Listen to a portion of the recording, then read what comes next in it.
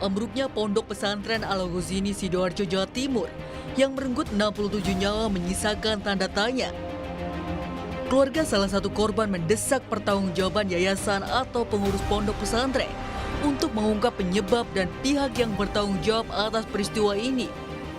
Jadi ini harus ada pertanggungjawaban dari yayasan atau pengurus lah ya yang mereka bentuk itu. Memang katakanlah ini kelalaian, tapi kan tidak bisa diabaikan begitu saja.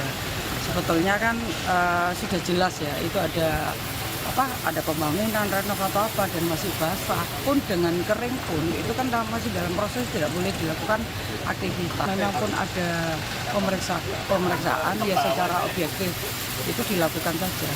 Kalau untuk keluarga hanya mendesak itu aja supaya ada pertanggungjawaban. Sebagai bentuk penghormatan dan empati terhadap keluarga korban, Polda Jawa Timur memastikan berlanjutnya proses penegakan hukum. 17 saksi sudah diperiksa dalam kasus ini. Tindak lanjut sampai sekarang ini, anggota sudah kami bentuk tim untuk melakukan proses penyelidikan dengan dasar dari laporan polisi. Dan langkah-langkah yang sudah kami lakukan di sini, kami sudah melakukan pemeriksaan kurang lebih 17 ya saksi-saksi ini. Namun tentunya nanti akan terus berkembang. Dan kemudian pemeriksaan lanjutan pun juga kita akan minta beberapa pihak yang bertanggung jawab di dalam proses pengurusan Ponpes itu sendiri, dan kemudian permintaan keterangan ahli.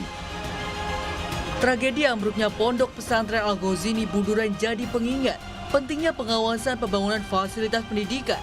Jangan sampai kelalaian dan keteledoran berakibat pada hilangnya nyawa manusia. Tim Liputan Kompas TV.